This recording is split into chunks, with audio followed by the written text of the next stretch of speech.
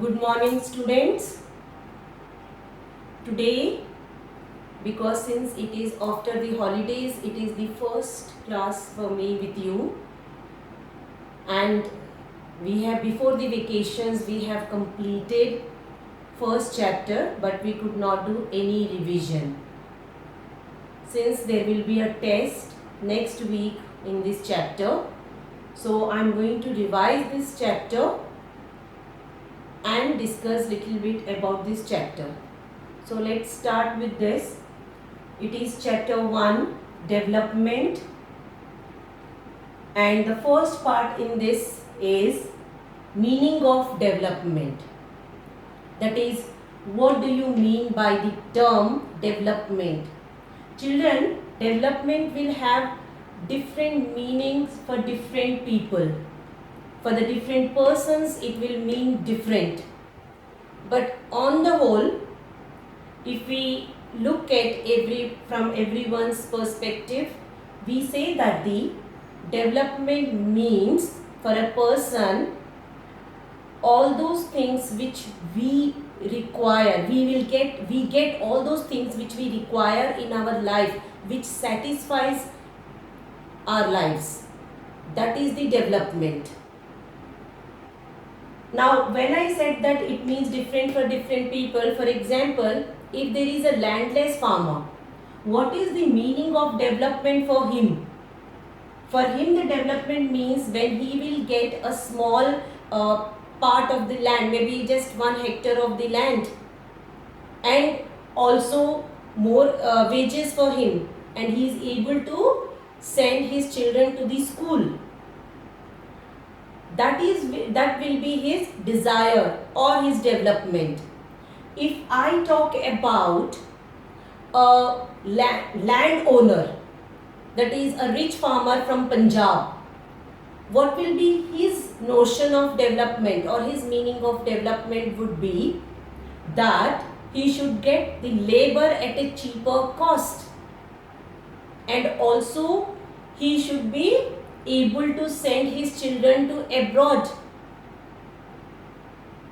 In the same way, if we ask about a girl from the urban family, maybe in the cities, what will be the meaning of development for her? For her, the development means when there is equality between a girl and a boy in the society or at home. When she is able to think independently and is able to take decisions independently.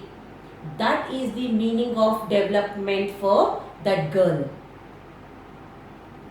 Then we come to the next part, that is, so we have so many examples in your book. There is a big table given over there where there are so many examples over there. So you will give that. So there is a first question under this part, which is again very important, and it can come for 3 marks or 1 mark also. With the examples you have to explain. Question is, different persons can have different developmental goals. Explain by examples. So I have given you few examples that different persons will have different developmental goals. So you can learn any 3 examples out of the table which is given over there. Then we have the next part under the same heading. One more question. What may be development for one may not be development of the other. In the first part we have done that different people have different goals. They are not conflicting with each other. So everybody's desires are different, everybody's goals are different, but they are not conflicting with each other. But in the second one, it means that there are conflicting goals. That means one's development is not the development for the other person. Let's do 2 examples which are very important. Again, the question comes for 3 marks in the board exam. It is each for 1.5 mark. Now, what are the 2 examples? 2 examples are there, like if a girl in a house, if there is a girl and a boy in a family, the girl expects equal freedom as her brother. In the same way, she expects that her brother should also do the household work. She also should be able to think independently. Now in this, it is a conflicting goal, because for that boy or for that brother, this is not a goal which he wishes to, which the girl is wishing that the boy also should be doing the household work. So that is a conflicting goal, and there may be a fight between the siblings also. You might have seen often in homes. Same thing. So that is the first example. Second example will be, if an industrialist builds a dam on a river. So at that time, to build that dam, he has to first of all cut lot of trees, that is deforestation. Then a lot of people who are already living in those regions, they will be displaced from their places. Even their agricultural fields will be destructed to build a dam. And the industry is building dam to get the electricity for his own industries. So what is the conflicting goal here? The conflicting goal here is that the electricity is taken by the industrialist for his own industries, for his own benefit. But it is a conflicting goal for the people, those who are being displaced from that place. For example, it happened in the Narmada Valley.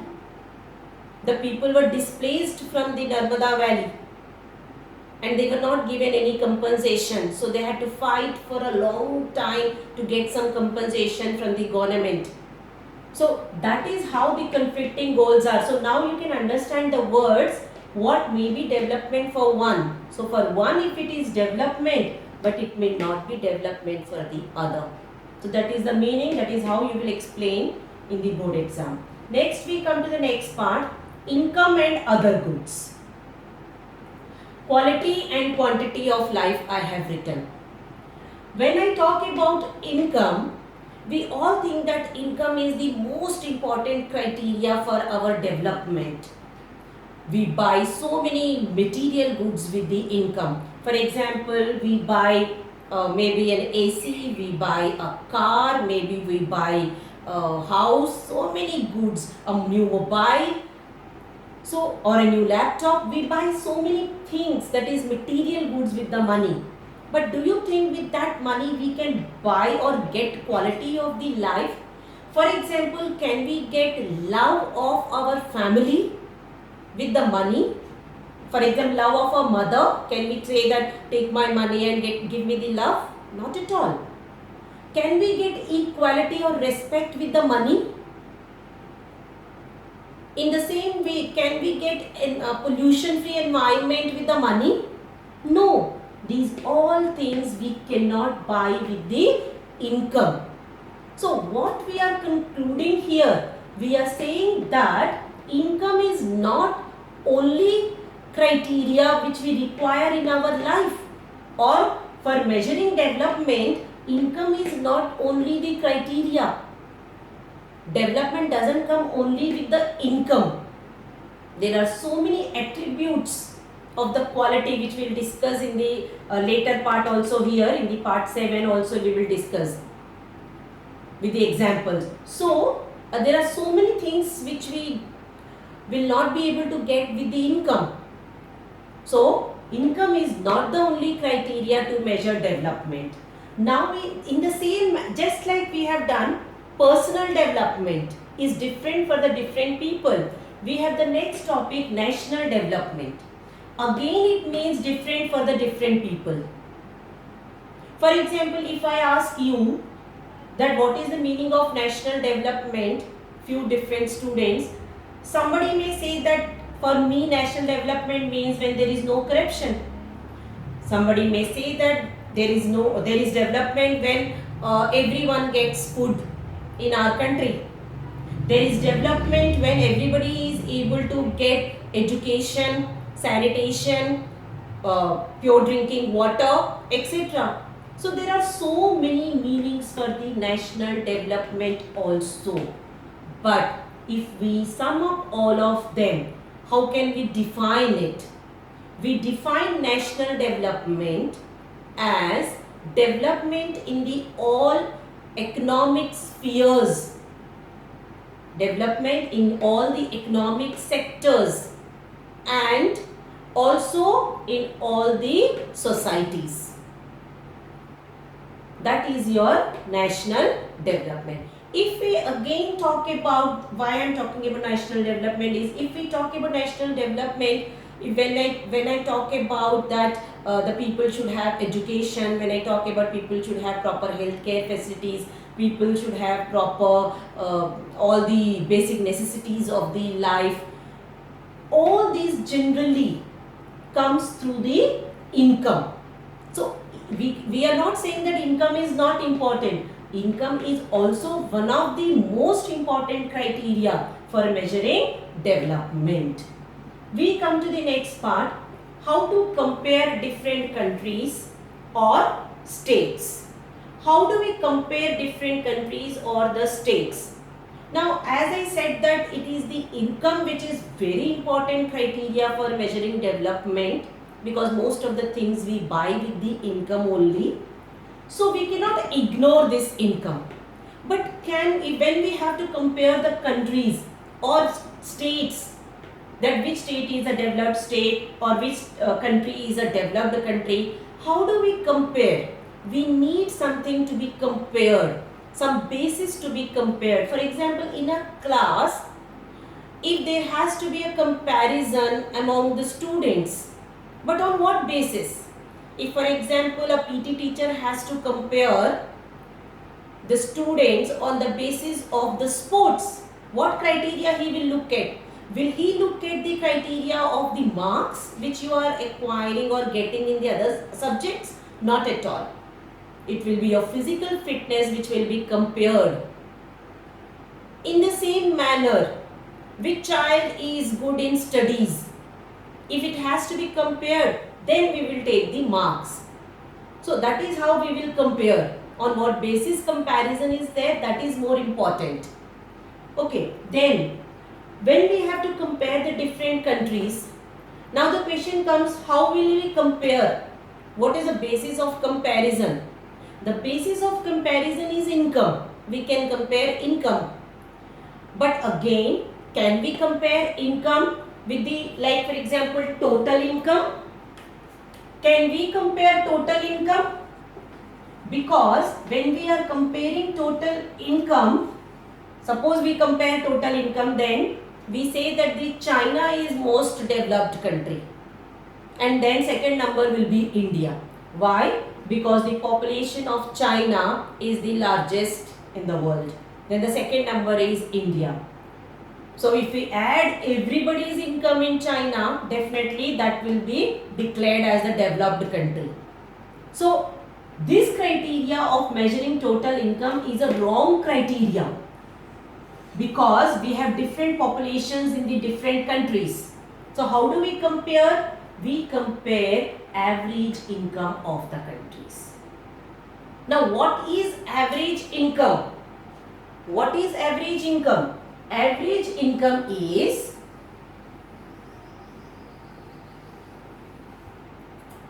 total income of the country divided by total population.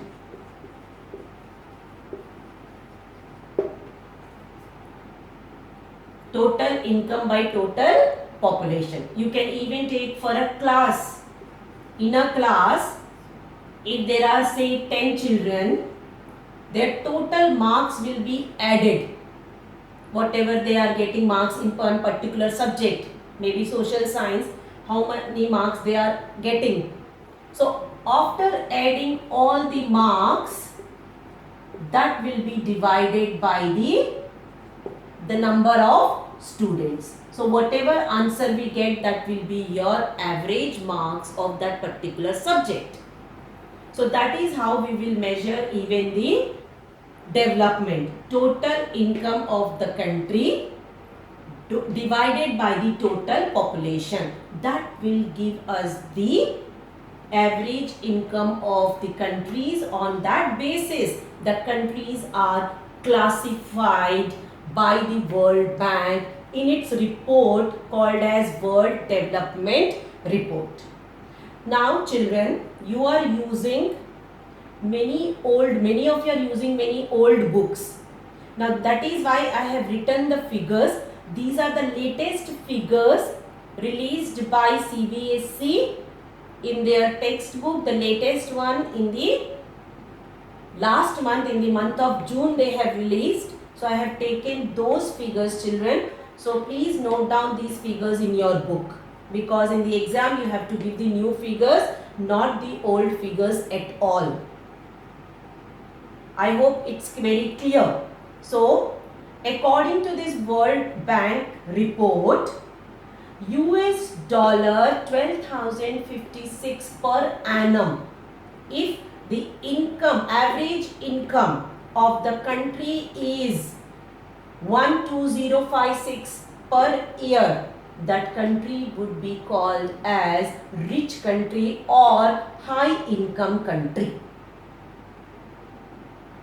Next, they have given one more level, US dollar 955 or less. If the average income of the country is US dollar 955 or less, then that country will be called as low income country or a poor country. Now what will be the range for the middle income country? This is one mark question in the board exam. What is the range for the middle income country? The range for the middle income country will be between US dollar 955 and US dollar 12056 per annum.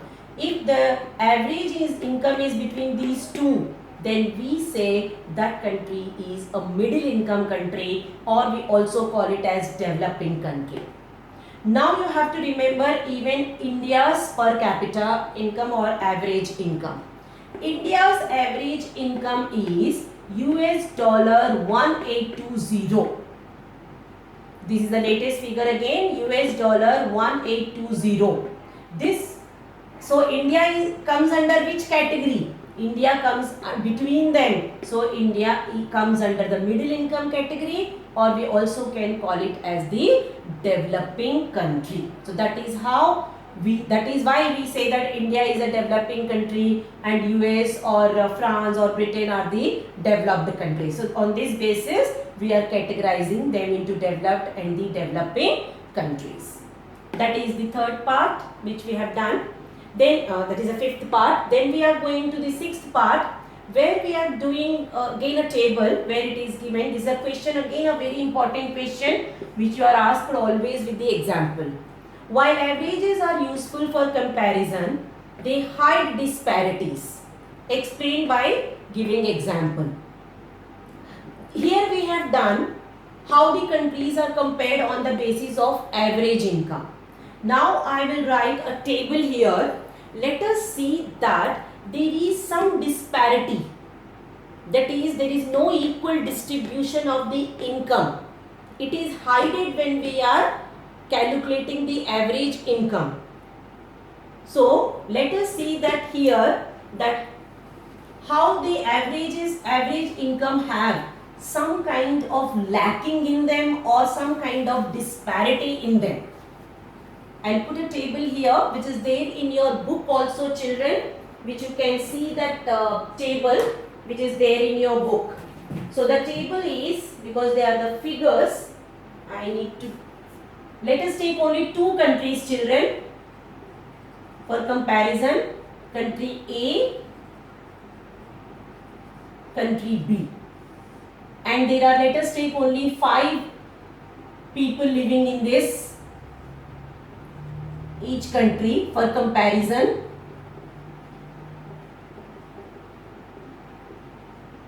Okay.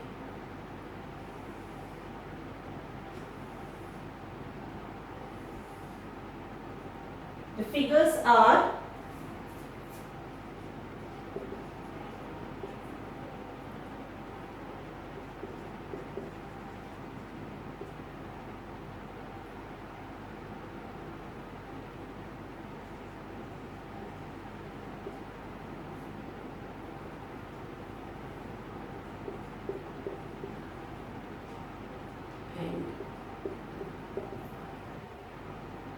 Average income I will write here.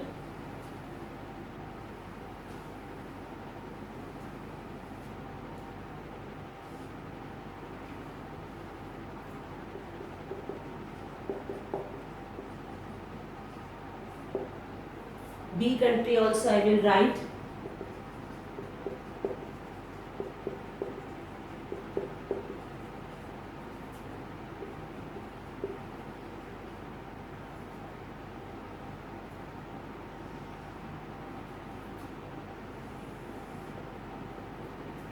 Now this is country A and then country B. You can see the income of the people over here, 5 persons, that is I have taken only 5 persons, and here also only 5 persons. Now if you calculate the average income, children, as I told you how to calculate, you add all of them and divide by 5. You will get the average income. So the average income will come is, for both the countries it will be equal. For the example I am talking about 10,000 and 10,000. Now what is the criteria which I told you used by World Bank? They don't give all these figures which we are doing here. They only show these figures which are given here. So what we conclude, if we see only average income, we conclude that both the countries are equally developed. That is the conclusion we draw by if we see only average income. But if I give you a choice to choose that which person you want to be in these two countries, what will be your choice? Definitely your choice will be 5th person in country B. You would like to be 5th person in country B. But what if I say that there is no choice and there is a draw? Which person you will become, that will be a draw, lucky draw. Then what will happen? Which country you would be? You want to be in country B or country A? Definitely in country A. Why? In country A, there is almost equal distribution of income. But in country B, there is no equal distribution of income. So what is the point which we are proving here? We are proving that when we are seeing average income, we say both the countries are equally developed. But actually when we see the distribution of income, it is not so. So we conclude that while averages are useful for comparison, we are comparing the countries on the basis of average, they are useful, but still they hide the distribution of income. They do not show how income is distributed. That is the point, and you have to give the example in the exam. It comes for 5 marks also and sometimes 3 marks. So with this explanation, this question, you will explain this example. That is the answer for this, children. Now we come to the next part, that is income and other criteria. Again we have a table here which I will be writing here, because without, and again you have the old books. So you don't have, if you have the new data, it is okay. Otherwise, if in the earlier video I have done, if you have not noted down the new this one data, please note it down. So let's do the new data which I have written in my book also. We have for this part income and criteria.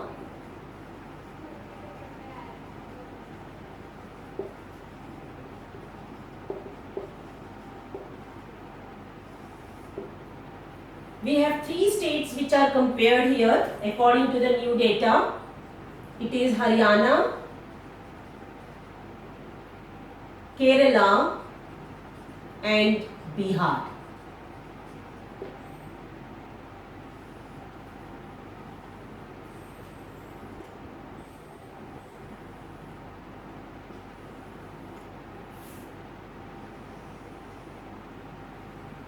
The first criteria is your average income. Haryana, it is this. Then we have Kerala. Then we have Bihar. Okay. Let's first do only this much. Average income of Haryana 1,62,034. Kerala 1,40,000. Okay. Then we have Bihar 31,454. Okay. So now, which one you will say according to the average income, which state you say that is the developed state and which state is the least developed state according to this? It's very clear. It is Haryana, which is most developed state according to the average income. Bihar, which is the least developed state. Now let us see the other criteria. There is a big table here, children. Again, all the figures have changed. The latest figures I am giving you. And the next one is your infant mortality rate. According to this, Haryana 33, Kerala 10, Bihar 38. Then we have literacy rate percentage.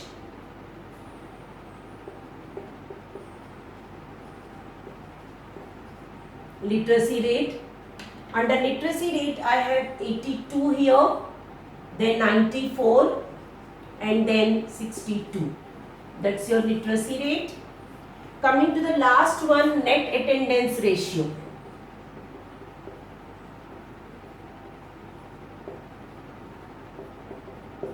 This we have 61, 83, and 43.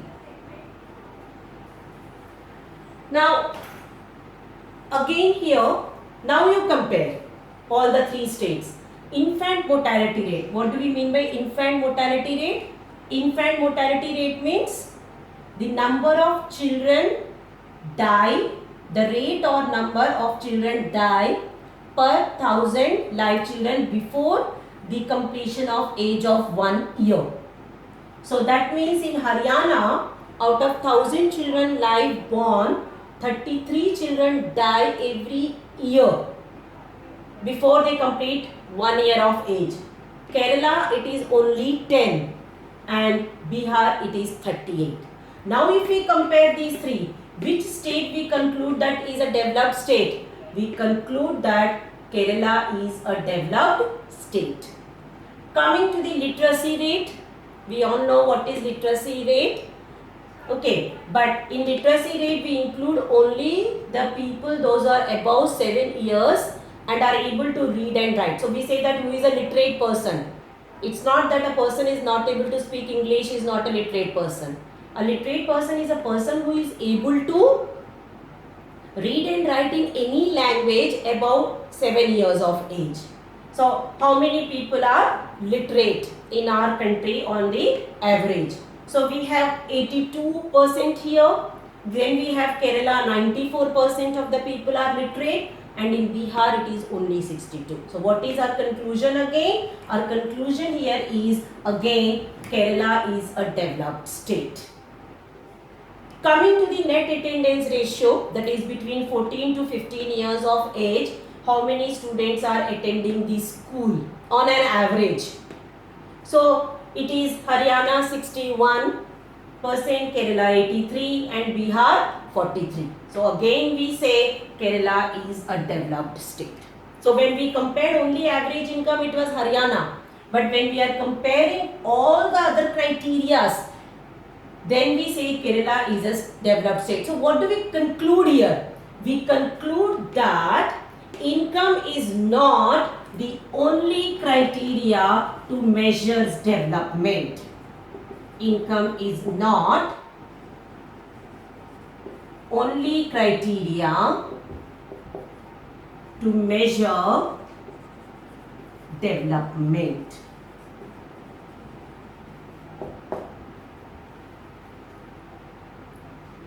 Clear?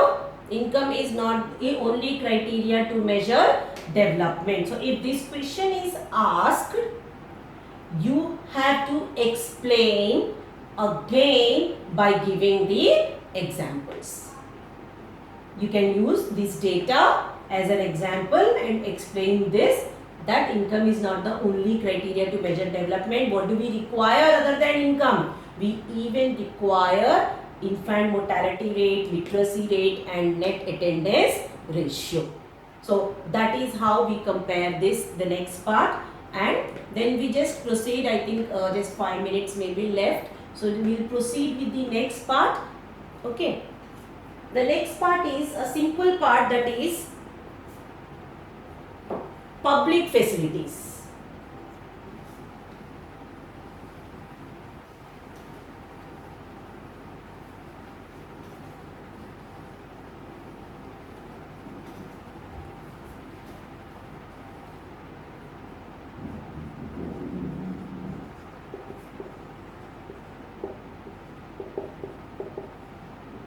It's very simple. Who provides us the public facilities, etc. Public facilities are provided by the government, because it is the duty of the government to uplift all the societies, to help all the people. When we talk about public facilities, not only infrastructure, even the rationing also comes under this. For example, government has opened so many ration shops so that a large number of poor people can get the benefit of these public facilities. In the same way, we have so many health centers, we have so many schools where the children are studying without any fees, free of cost. So all these again comes under the public facilities, which are very much important for the upliftment of any society, especially the poorer ones. But when we talk about these public facilities, can we provide them individually to an individual person? It is not possible. Generally, public facilities are provided collectively. Together. For example, I will tell you, if we have a guard for our own house, it will be costly. But if we have one guard for the whole RWA, it will be cheaper. In the same way, if we get one tutor for ourselves, it will be costly. But when we are going to the school with so many others, we get that same education at a cheaper prices.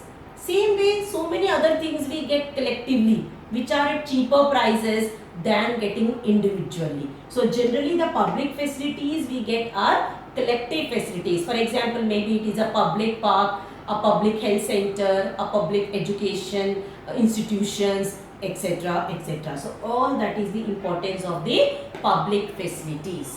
We come to the next topic, children.